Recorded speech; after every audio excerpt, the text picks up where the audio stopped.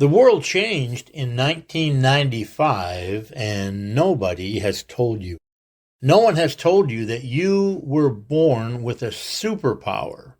No one has taught you what this superpower is and how you can tap into it and use it to heal all of your past wounds, completely transform your present, and create any goal that you would like to create for yourself, to put your life on a completely different track to a better future for yourself and for your loved ones. The reason you've not been told about this is quite simple. It was not considered scientific. It was considered woo-woo thinking, metaphysics, or a complete fantasy. This information has been around for thousands of years, but it wasn't considered valid. All of this changed in 1995. Scientists working with a functional MRI at Harvard University discovered two amazing things, which have completely changed how we see ourselves and what we're capable of. The first discovery is now called neuroplasticity. You might have heard about it. The second one is called mental time travel. This is the one I'm going to speak about and have you demonstrate and guide you to experience for yourself this evening. I discovered these two scientific discoveries in 1980, 15 years before the scientists at Harvard University. I'm going to tell you how that happened in just a few minutes. In my book, Mind, Time, and Power, I call the part of your mind that actually travels in time your inner awareness. Your conscious awareness, your conscious mind, is split into two parts, your outer awareness and your inner awareness. Your outer awareness is focused in the physical present. It uses your physical senses and gives you information about the physical world. For example, what's happening in this room. Your inner awareness uses your inner senses and gives you information about the past and the future. Everything outside the present. If I ask you what you had for breakfast this morning, your inner awareness moves to that time and gives you information about what you had for breakfast. We call that memory. We think it's nothing special that you can remember your breakfast from this morning. In actual fact, what you're doing is getting information from a time and a place that no longer exists. You can remember being in high school. If I ask you to recall a funny experience with a high school classmate, your inner awareness moves through time, finds the information, so you can tell me the story. The information comes to you through time into the present. That information is now a part of your conscious experience in this room. You are aware of information from the present and from the past simultaneously. If I ask you where you're going on your summer vacation, you can tell me your plans. Your inner awareness travels into the future and gives you information from that time. So your inner awareness travels in time and gives you information from the past and from the future.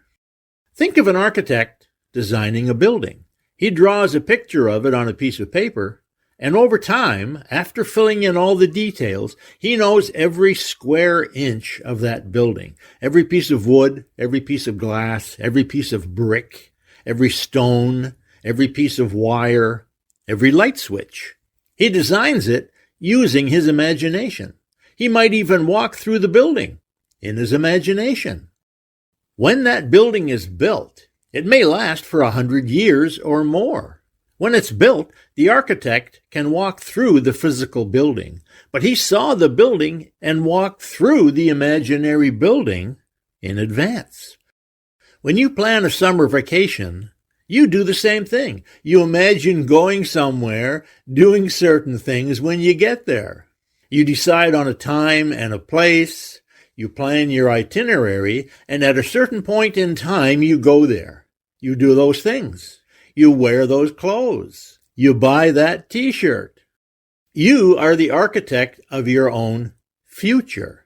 Most people don't realize to what extent they can design their life. The more conscious attention you put into designing your future, the more your future will conform to your conscious attention, your conscious decisions. The less conscious awareness you put into designing your future, the more your future will be determined by the decisions of other people.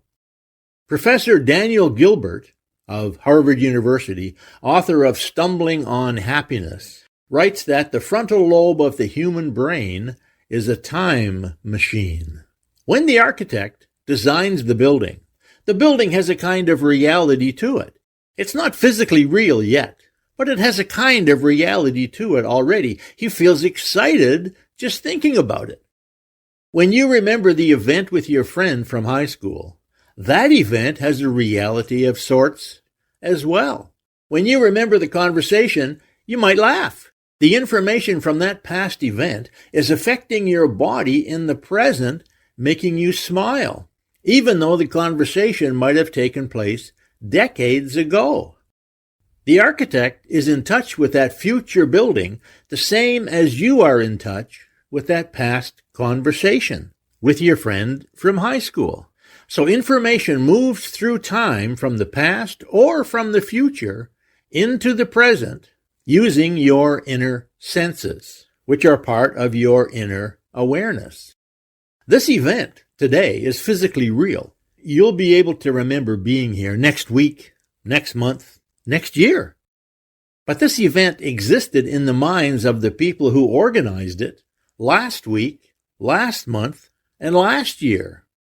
Your past and your future have a kind of reality to them, which has real effects on your body and on your world. This is not a new idea.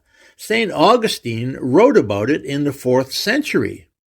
He wrote this: "Both the past and the future exist in my mind, and they both have a reality of sorts."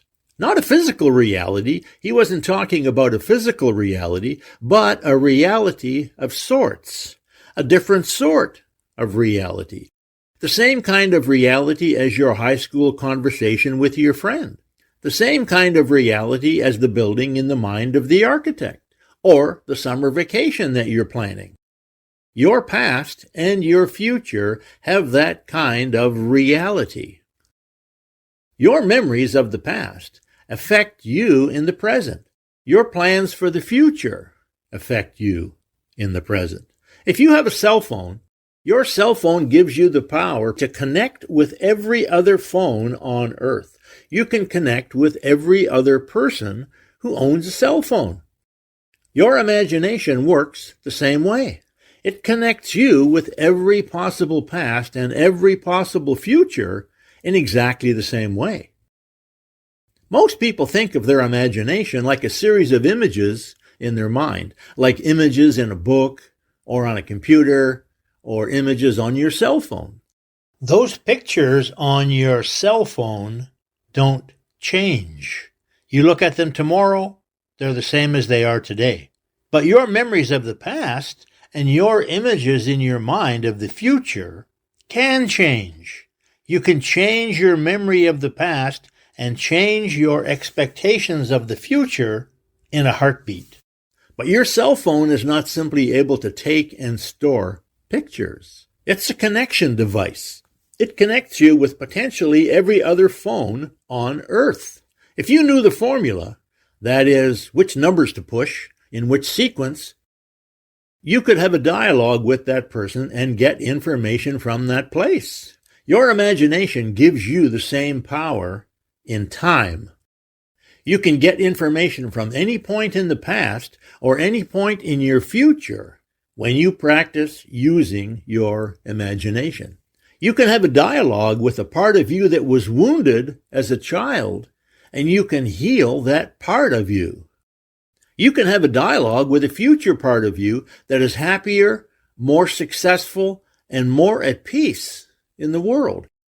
That future you will guide you to living a more successful and a happier life. Up until now, you have been like a person living in a house with a piano that they don't know how to play very well. Maybe you can play chopsticks, but you can learn to play that piano a whole lot better. You just need to practice. When you practice having a dialogue with various parts of your past self and various parts of your future self, the better your life becomes. You can reshape your past from the present. You can design your ideal future from the present using your inner awareness and your imagination together. You have that power. Remember this day. Don't say nobody ever told you that you have a superpower. You are a time traveler. We are all time travelers. The more time you spend with your eyes closed and your mind open, the better. The better your past becomes, the better your future becomes, the better your present becomes, the better your life becomes.